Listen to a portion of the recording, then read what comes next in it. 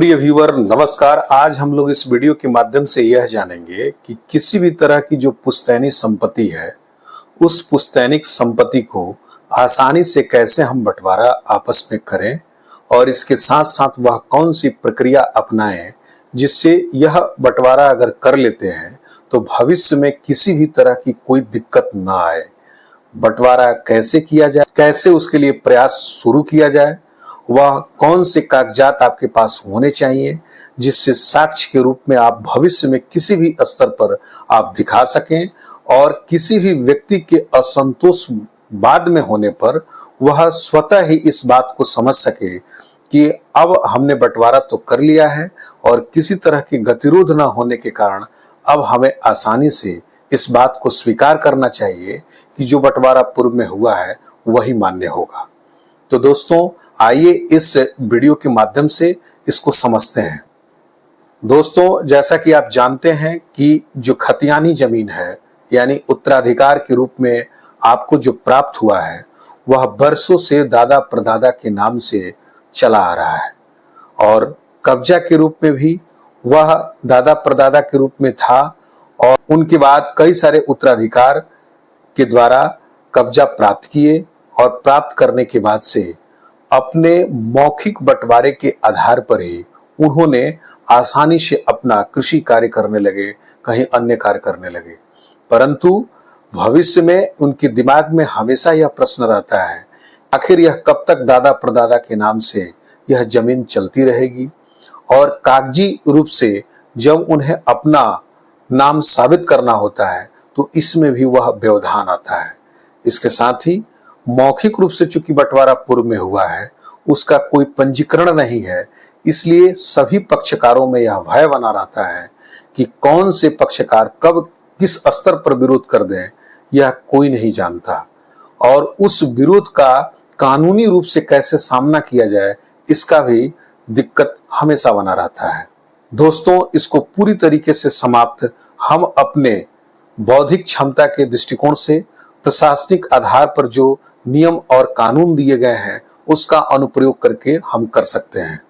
दोस्तों अगर सारे पक्षकार सभी प्लाटों पर अपनी सहमति इस प्रारूप में मान लेते हैं कि जो उनका कब्जा है उसी कब्जे के आधार पर ही बंटवारा सुनिश्चित कर दिया जाए, यानी अगर वह मौखिक बंटवारे से सहमत हैं तो उस मौखिक बंटवारे को प्लाट टू प्लाट समझ करके आपसी सहमति बना करके अपना प्लाट नंबर, खाता नंबर, उसका रकबा तथा चौहद्दी स्वयं लिख लें और एक पेपर पर लिखने के बाद जब सारे लोग अपना अपना यह बंटवारा का जो मौखिक आधार पर हुआ है जिसका कब्जा उनको प्राप्त है इसको लिख लेने के बाद एक सहमति बना लें और सहमति बनाने के बाद से आगे चल करके एक बंटवारा नामा यानी बंटवारा पंचनामा एक बनवा लें।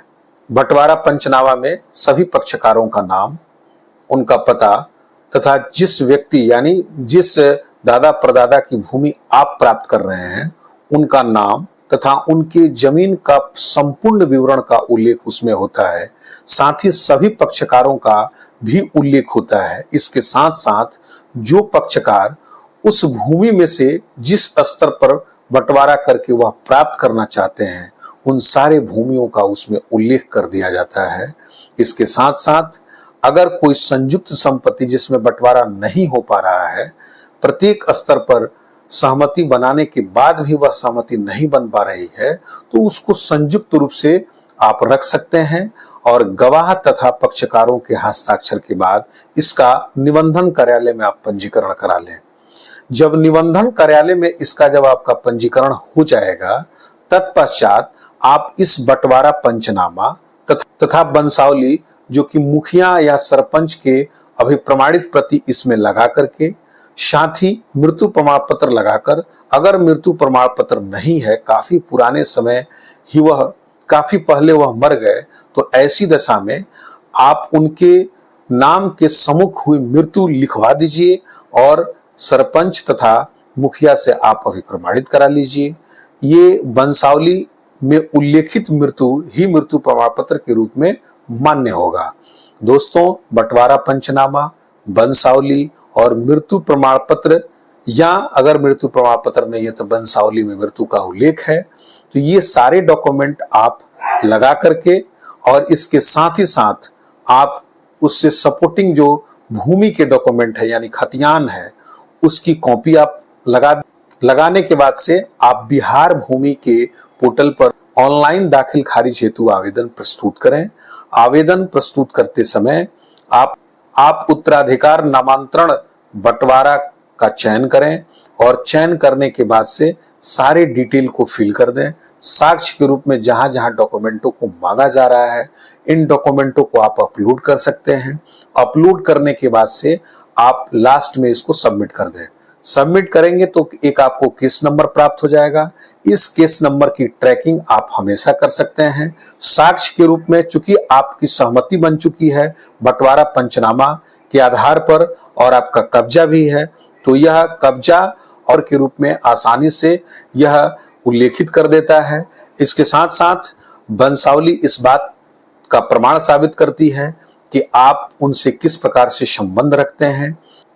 इसके साथ ही साथ जो भी आपने खाता संख्या, खेसरा संख्या और रकबा का जो जिक्र किया है उसके लिए आपने खतियान लगा दिया है। तो इन सारे साक्ष्यों के सही पाए जाने पर आपका उत्तराधिकार बंटवारा नामांतरण कर दिया जाता है।